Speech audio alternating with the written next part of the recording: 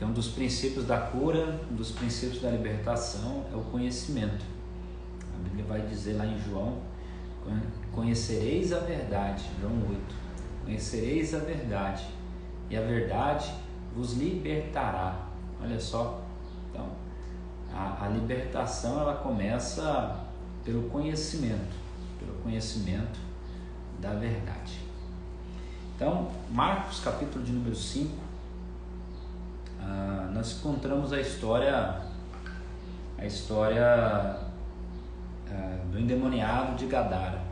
Diz assim o texto: chegando do outro lado do mar, a província dos Gadarenos, e saindo ele do barco, e saiu logo ao seu encontro dos sepulcros um homem com espírito imundo, o qual tinha a sua morada nos sepulcros, e nem ainda com cadeias o podia aguentar e prender, porque, tendo sido muitas vezes preso por grilhões e cadeias, foram por ele feito em pedaços, e os grilhões em migalhas, e ninguém podia amansar.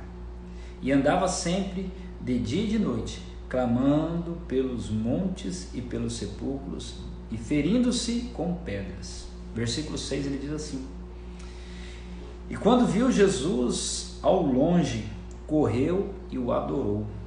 A palavra adorou aqui é se curvou. Ele correu e se curvou, se prostrou. Não é aquela adoração a qual nós conhecemos mais, é a adoração do se curvar, do se prostrar. Versículo 7 de Marcos 5, ele diz assim: e clamando com grande voz, disse: que tenho eu contigo, Jesus, Filho do Deus Altíssimo? Conjuro-te por Deus que não me atormentes. Porque ele dizia: sai deste homem, espírito imundo. Quem dizia isso era Jesus. E perguntou-lhe: qual o teu nome? E respondeu dizendo: Legiões é o meu nome, porque somos muitos. E rogava-lhe muito que o não enviasse para fora da província. E andava ali pastando no monte uma grande manada de porcos, e todos aqueles demônios lhe rogaram, dizendo: mande-nos para aqueles porcos, para que entremos nele. E Jesus logo lhe permitiu. E saindo aqueles espíritos imundos, entraram nos porcos, e a manada se precipitou a um despenhadeiro, ao mar. Era quase 2.000 porcos, e afogaram-se no mar. Essa é a palavra que eu quero pensar com você nesse fim de tarde, nesse início de noite. E aqui nós temos a essência da libertação. Primeiro eu quero agradecer as pessoas que estão aí, né? A Sandra, né? Minha esposa, obrigado pela sua presença, né? A Kelly, quem mais? Tem mais gente, acho que o Gilvan. Sejam bem-vindos. Então vamos lá, amados, olha só, quando nós olhamos aqui para esse texto de Marcos, nós temos a essência da libertação. Porque há uma pergunta que me fizeram ontem, é a seguinte: pastor, por que os demônios foram para os porcos? Né? E essa é uma pergunta realmente importante. Nós temos que entender, primeiro, que há uma legalidade ali. A Gadara é terra de Israel, é território de Israel. E há uma lei que fala que sobre Israel não poderia se criar porcos, sobre o solo de Israel não poderia se criar porcos. Então, por Gadara ser território de Israel, os gadarenos estavam descumprindo uma lei, né? Eles estavam descumprindo uma lei por criar porcos ali. E havia ali, então, esse endemoniado. E quando nós observamos o texto, nós vamos ver que a libertação, ela começou antes do capítulo 5. Quando nós olhamos no capítulo 4 de Marcos, lá no versículo 30 em diante, você vai encontrar que Jesus está dentro do barco, você vai ver que o mar fica revolto. Aí eu te pergunto, o mar fica revolto assim por qualquer coisa? Porque, olha só, Jesus, os discípulos que estavam dentro do barco, eles estão apavorados, e aí eles acordam Jesus, porque o barco estava para vir a pique, e Jesus estende as mãos e fala: acalma-te, né? Amar, aquieta-te. Nós sabemos que não há uma força natural da natureza ali, a qual Jesus vai determinar. Nós sabemos que não é essa a ideia do texto. Ali há um poder sobrenatural por detrás das águas, que estavam fazendo com que o mar ficasse revolto. Aí eu te pergunto, por que o mar estava revolto? Por quê? Porque Jesus estava indo para Gadara. Então toda vez que a libertação está próximo de você, que você está prestes a viver uma libertação, você vai ver coisas querendo impedir isso na sua vida, querendo impedir, querendo travar com que a libertação aconteça na sua vida, aconteça nos seus negócios, aconteça na sua família. E isso nós vemos aqui, né? Os discípulos, eles ficaram apavorados, e aí Jesus acalma o mar e eles então chegam até Gadara. Só que agora vem ao encontro de Jesus esse homem endemoniado. Era um homem que estava endemoniado por muitos dias, né? Ele estava possesso por muitos dias. Ele vivia dentro dos sepulcros, né? Ele vivia atormentado. Tentavam prender, tentavam fazer de tudo com esse homem, mas nada resolvia. Então agora esses demônios vêm até Jesus, e no versículo 6 já começa algo a nos falar, que esses demônios vão até Jesus correndo, né? Esses demônios nesse homem, e ele se prostra, né? O texto diz que ele o adoram, mas o adorar ali é se prostrar, eles se curvam. Então essa é a primeira verdade que nós temos para você, que nós aprendemos com esse texto, né? O Senhor Jesus está sob qualquer circunstância, Ele é maior do que qualquer coisa, né? Até os demônios se prostram, se curvam. A Bíblia diz que chegará o tempo que todo joelho se dobrará, e nós servimos esse Jesus. Então a primeira coisa que nós temos que entender é que todo ser espiritual se prostra na presença de Jesus. Eles não aguentam a presença de Jesus. Mas vamos lá, olha o que o texto diz. E eles clamavam em alta voz, clamando em alta voz: Filho do Deus Altíssimo. Aqui você vê que eram seres espirituais, porque ele chama Jesus Filho do Deus Altíssimo.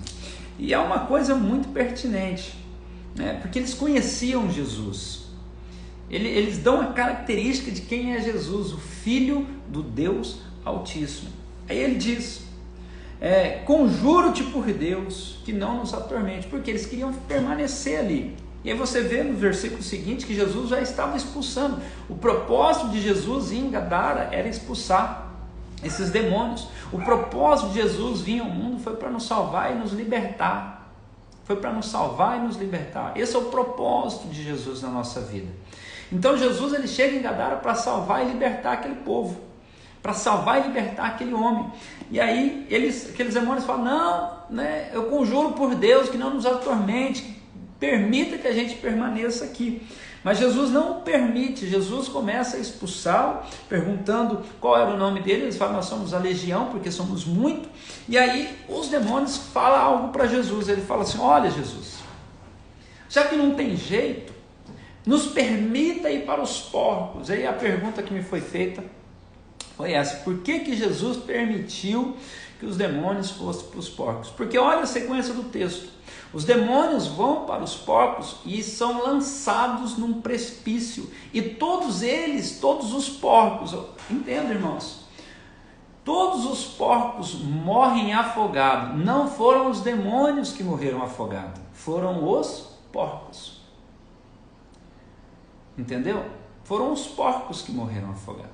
Pastor Simão, seja bem-vindo, meu querido. Saudade do colega. Deus abençoe. Irmã Simone também, seja bem-vindo. Então foi os porcos que morreram, não foram os demônios. Os demônios, eles simplesmente saíram dali. Aí a pergunta é: pastor, por que Jesus permitiu que os demônios fossem para os porcos? Imagine só o prejuízo. Se nós fôssemos fazer uma conta hoje, o quilo do porco aí, né? Quanto que está um quilo de uma carne de porco? Uns R$17, vamos pôr R$15. Um porco criado no campo, por volta de 50 quilos cada um, então custaria cada porco R$750. Fazendo uma conta aqui, vezes 2.000 porcos, né? Isso daria R$1,5 milhão de prejuízo que aconteceu naquela libertação. Aí eu te falo, por que muitas pessoas têm dificuldade em ser libertas? Porque tem dificuldade de abrir mão. E às vezes a libertação nos custa aquilo que é impuro, aquilo que é impróprio, aquilo que não provém do Senhor, ou porque nós não adquirimos de maneira lícita. Lembra que eu disse agorinha que Gadara, a terra de Gadara, a região de Gadara é território de Israel. Israel, até hoje, nós estamos em 2021, é proibido se criar porcos na terra de Israel, no chão de Israel, no solo de Israel. Pastor, mas não se cria porcos lá? Os judeus, desculpa, são inteligentíssimos. Alguns lá, moradores, eles fazem chiqueiros aéreos, né, suspensos. Os porcos não pisam no solo, porque a lei fala que não pode, o porco, por ser considerado por judeu um animal impuro, não pode pisar no solo de Israel. Então havia uma ilegalidade. Eles estavam quebrando um princípio bíblico. Eles estavam quebrando ali uma lei a qual produzia neles uma ilegalidade. Então Jesus permite que esses demônios vá para esses porcos por causa da ilegalidade daquele povo. E aí aquele homem é liberto. Mas olha, se a gente continuasse lendo o texto, você vai ver que esse homem que agora é liberto, esse homem que agora foi curado, ele quer seguir Jesus. Mas Jesus fala, não, você vai ficar com os seus parentes, você vai ficar com a sua família, você vai ficar em Gadara para anunciar o Evangelho, para anunciar as boas novas. Por quê? Porque os moradores de Gadara não quiseram Jesus. Muitas pessoas rejeitam Jesus porque tem que abrir mão da ilegalidade. Tem que abrir mão daquilo que é ilícito, daquilo que é impróprio, daquilo que é pecado. E muitas pessoas não querem, falam, não, eu não quero Jesus porque, poxa vida, eu vou ter que parar de fazer o que é errado, eu vou ter que parar de sonegar, eu vou ter que parar de comprar coisas impróprias, ilícitas, imorais. Você concorda comigo que há pessoas assim? Há pessoas que, entre aspas, estão vivendo com uma cultura de Gadara, produzindo coisas ilícitas, fazendo negócios ilícitos. E quando Jesus libertou aquele homem, que aquele homem foi curado, aquilo que não era lícito foi tirado de perto dele, que naquela ocasião eram os porcos. Então uma resposta para nós, né, sobre essa questão, por que os demônios foram para os porcos, é por isso, porque era algo impróprio, algo ilícito, algo que eles não poderiam estar criando ali no solo de Israel. Mas como eu disse no início, a nossa libertação, ela começa pelo conhecer a verdade. Jesus diz, conhecereis a verdade, e a verdade vos libertará. A verdade vos libertará. E esse é um princípio muito forte que você tem que ter na sua vida. O que te liberta não é uma oração, o que te liberta não é algo a não ser conhecer a verdade. Porque quando você conhece a verdade, você é liberto, você é curado. Há paz sobre a sua vida. Você não vai querer mais se envolver com o que é ilícito, com o que é imoral, com aquilo que não provém do Senhor. Então, essa é uma verdade para o nosso coração.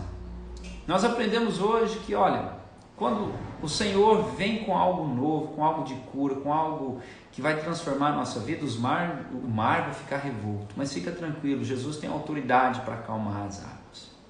Segundo, nós vamos ter que abandonar o que é ilícito, abandonar o que é errado, o que não é correto. Porque assim nós vamos começar a viver uma plenitude com Cristo, nós vamos viver algo extraordinário. E aí, olha só, eu fascino com isso. Nós vamos poder anunciar com um testemunho de vida aquilo que Jesus fez na nossa vida, para a nossa família, para a nossa cidade, para a região que estamos vivendo.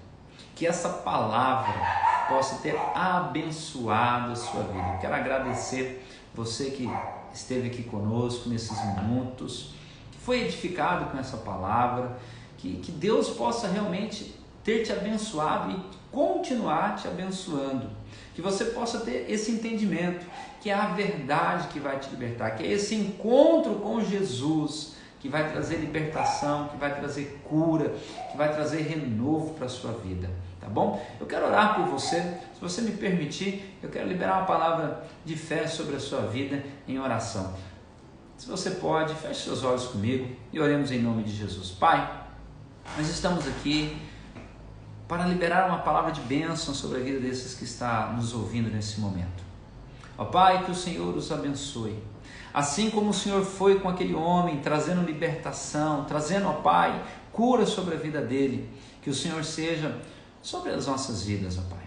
Que possamos sermos nós, pessoas libertas, pessoas curadas, pessoas saradas, e que possamos testemunhar ao Senhor como um Deus que cura, como um Deus que salva, como um Deus que liberta.